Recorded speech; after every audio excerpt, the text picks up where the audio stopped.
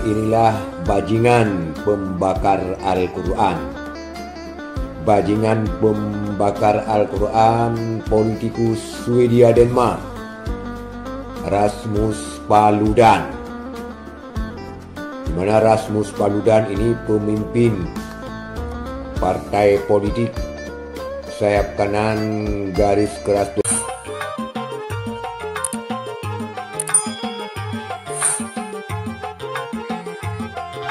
Saudara-saudara sekalian, inilah bajingan pembakar Al-Quran.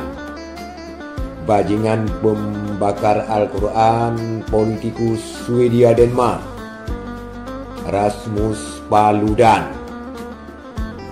Di mana Rasmus Paludan ini pemimpin partai politik sayap kanan garis keras Denmark yang membakar Al-Quran ketika demo di Kedutaan Besar Turki memprotes negaranya yang dikekang oleh Turki untuk bergabung ke dalam keanggotaan NATO.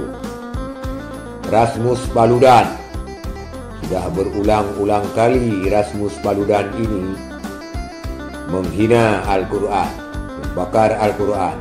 Ini terakhir kita lihat dia membakar Al-Quran di depan Kedubes Turki yang menuai kritik dari berbagai negara.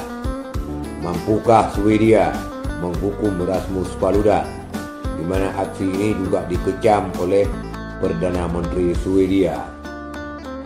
Rasmus Paludan, bajingan politikus Swedia Denmark yang membakar Al-Quran, kitab suci umat Islam. Lantas apa yang dibangga-banggakan dengan Swedia, saudara-saudara sekalian?